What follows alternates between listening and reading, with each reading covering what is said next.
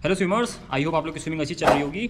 आज की इस वीडियो में हम लोग देखने वाले हैं कि गहरे पानी में अगर आप गिर जाते हो तो फिर आप अपनी जान कैसे बचा सकते हो। तो ये सबसे पहली बात तो एक इन्फॉर्मेटिव वीडियो है।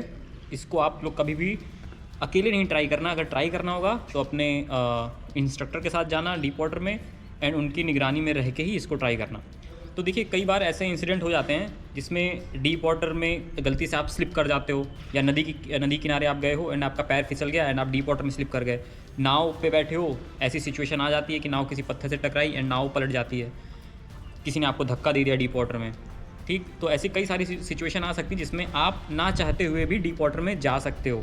तो वहाँ पे आपको अपने चांसेस कैसे बढ़ाने हैं। मान लो आपको स्विमिंग नहीं आती है और आपको बचना है। जाहिर सी बात है, कोई अगर जिसको स्विमिंग नहीं आती है और डीप वाटर में चला जाता है तो उसको जाहिर सी बात है अपनी जान तो उसको बचानी है ना। तो उन्हीं सब पॉइंट्स को कवर करने की मैं इस वीडियो में कोशिश करने वाला हूँ। तो सबसे पहला स्टेप होता है कि मान लो जैसे आप डीप वाटर में जब गिर रहे होते हो तो फिर कुछ ना कुछ एयर आपके लंग्स में, आपके मुंह में रह जाती है। जब पानी में आप स्प्लैश किए तो कुछ ना कुछ एयर आपके मुंह में और लंग्स में है, उसको आपको टाइटली होल्ड करके रखना है। आप नोज़ को क्लिप कर सकते हो, मुंह को दबा सकते हो ताकि वो एयर बाहर ना जाए, क्योंकि एयर की एक प्रॉपर्टी होती है कि पानी में कभी वो डूबती नहीं, एयर हमेशा पानी के ऊपर लिफ्ट करती है। तो चांसेस हाई होते हैं कि आपकी बॉडी को भी वो थोड़ा सा लिफ्ट कर दे अगर आप उस एयर को होल्ड करते हो।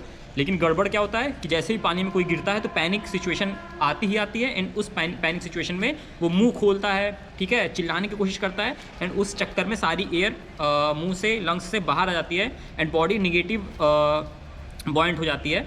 एंड निगेटिव बॉइंट हमेशा पानी में सिंक होता है, और अगर एयर है तो फिर क्या होगा, वो पॉजिटिवली बॉइंट रहेगी एंड पानी के ऊपर उठने में काफ़ी आपको हेल्प मिलेगी। मतलब पानी में आप इजीली ऊपर आ सकते हो। एंड मान लो जैसे गॉगल्स है, तो गॉगल से तो पानी के नीचे आपको पता चलता है कि किधर सरफेस है, किधर डीप साइड है। तो अगर पानी में आप गिरते हो तो आपको सबसे पहले डायरेक्शन कैसे निकालनी है कि किस डायरेक्शन में मुझको मूव करना है, क्योंकि अगर आप गलत डायरेक्शन में मूव करने का ट्राई करोगे तो हो सकता है आप और डीप चले जाओ। तो जैसे ही पानी में गिरते हो तो जैसे बबल्स या एयर की प्रॉपर्टी होती है पानी में उठने की, तो अगर वो ब्लरी विजन के साथ आपको बबल्स दिख रहा है कि बबल्स ऊपर की ओर जा रहा है, तो आपको ये पता चल जाएगा कि डायरेक्शन किधर है। जिधर बबल्स ऊपर उठ रहे हैं ना, उधर ही है सरफेस। लेकिन गॉगल्स नहीं होता है, तो कभी कभी इतना डार्क पानी होता है कि उसमें भी आपको पता ही नहीं चलेगा कि बबल्स है कि क्या है। तो एक और फीलिंग होती है कि जैसे आप पानी में गिरते हो तो फिर बबल्स जो बन रहे होते हैं वो आपके फेस या आपकी बॉडी से टच होते हुए मूव होते हैं। तो वो टच होते हुए जिस डायरेक्शन में मूव हो रहे हैं, मतलब उसी डायरेक्शन में सरफेस है। तो आपको डायरेक्शन पता चल गया। अब आपको क्या करना है, उस डायरेक्शन की तरफ मूव करना है। तो उस डायरेक्शन में मूव करने के लिए सबसे पहले आपको अपने बॉडी को हैंड और लेग की मूवमेंट को रोकना पड़ेगा। जैसे आप उस हैंड और लेग की मूवमेंट को रोकोगे, रोकने के बाद आपको जब अगर ऊपर मूव करना है तो या तो आप फ्री स्टाइल की किक करते हुए स्लोली, मतलब फ्लटर किक क्या होता है, मान लो जैसे आप नॉन स्विमर हो तो फ्लटर किक बस इतना होता है कि अपने पैर से पानी को नीचे की ओर पुश करना। बस आपको अपने पैर से पानी को नीचे पुश करोगे तो आपकी बॉडी धीरे धीरे लिफ्ट हो जाएगी। और एंड एक चीज़ और, अगर आप बहुत ही तेज़ी से पानी में गिरते हो तो अचानक से नीचे नहीं जाते हो, आप सरफेस से 4-5 फीट नीचे ही रहते हो, उससे ज़्यादा नीचे नहीं जाते हो। लेकिन अगर आप हल्की किक करोगे तो वो 4-5 फीट आप इजीली कवर कर लोगे एंड सरफेस पे आ जाओगे। पहला मेथड होता है कि फ्लटर किक। दूसरा होता है कि आप अपने हैंड को अपने हेड के ऊपर ले जाओ एंड पानी, जैसे जो भी आपके सर के ऊपर पानी है, उस पानी को बस एक बार थोड़ा सा टाइटली नीचे की ओर पुश करो, अपने पैर की तरफ पुश करोगे तो फिर बॉडी भी ऊपर चली जाएगी। एक्शन एंड रिएक्शन का यहाँ रूल लगता है। तो जैसे ही आप एक्शन करोगे तो रिएक्शन फोर्स से आपकी बॉडी ऊपर मूव हो जाएगी। अब बारी आती है, जैसे आप सरफेस पे आ गए तो सरफेस पे आने के बाद आपको टिकना कैसे है। मान लो सरफेस पे आप आ गए, अब आपको वहाँ पे टिक के कैसे रहना है। तो देखिए, सरफेस पे टिके रहने का दो मेथड होता है। एक तो होता है जिसमें हम क्या करते हैं कि पानी को डिस्प्लेस करते हैं, अपने सामने से अपने पैर से पानी को नीचे की ओर पुश करते हैं एंड अपने हैंड से पानी को डिस्प्लेस करते हैं। जितना आप डिस्प्लेस करोगे उतना आराम से आपकी बॉडी ऊपर टिकी रहेगी। लेकिन ये जनरली जिनको थोड़ी बहुत बेसिक आती है वो इस चीज़ को अप्लाई कर सकते हैं। जिनको ये नहीं आता वो कैसे अप्लाई करें, वो ये कर सकते हैं कि जो भी ब्रीथ है उस ब्रीथ को होल्ड करके बस 10 सेकंड भी अगर आप छोड़ दोगे, चाहे मूविंग वाटर हो चाहे स्टिल वाटर हो, आपकी बॉडी ऊपर ही रहेगी। क्योंकि हवा की प्रॉपर्टी तो हर जगह सेम होगी ना कि वो ऊपर ही रहेगी। ऐसा तो है नहीं कि रनिंग वाटर में हवा नीचे जाती है और स्टिल वाटर में हवा ऊपर आती है, ऐसा नहीं होता। दोनों जगह सेम होता है। बस रनिंग वाटर में जब आप ऊपर आओगे तो एक जगह ना टिक के आपकी बॉडी हल्के हल्के आगे की ओर मूव करेगी, बस इतना सा डिफरेंस होता है।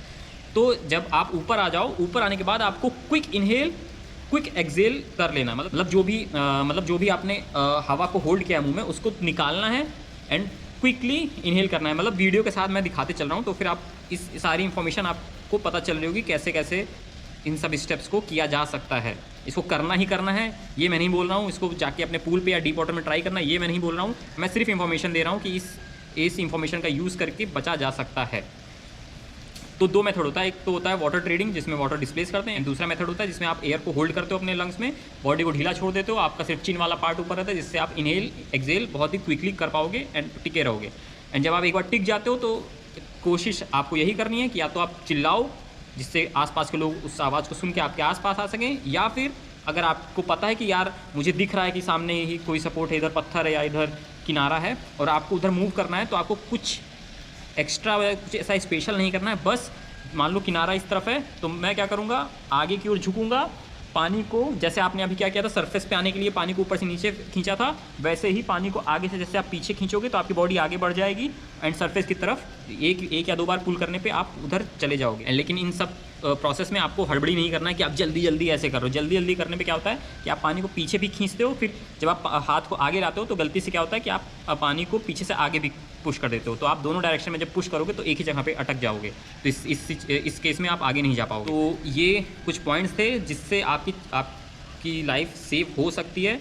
एंड मान लो कि कोई डूब रहा है तो उसको आपको जाके बचाने का ट्राई नहीं करना है। आपको ऐसा कोई ऐसा रॉड हो या कोई पाइप हो या जैसे कपड़े हैं तो इस कपड़े को निकाल के आप एक रोप बना सकते हो, और 3-4 लोग का अगर कपड़े बांध के एक रोप बना लोगे तो फिर आई थिंक 20-30 फीट की रोप हो जाती है। 20-30 फीट में आप एक एंड पे थोड़ा सा स्टोन या कुछ बांध के उधर फेंक सकते हो, तो 20-30 फीट में आप इजीली उस पर्सन को बचा सकते हो। तो कभी भी जंप करके उसको बचाने की कोशिश नहीं करना है, क्योंकि होता क्या है कि जैसे आप बचाने जाते हो तो अर्जुन इधर आओ, जैसे अर्जुन डूब रहा है, अब अर्जुन को मैं बचाने जाऊंगा तो अर्जुन मुझको ही कस के पकड़ लेगा, तो मेरा movement, hand movement, leg movement lock हो जाएगा एंड मैं भी उसके साथ डूबने लगूंगा।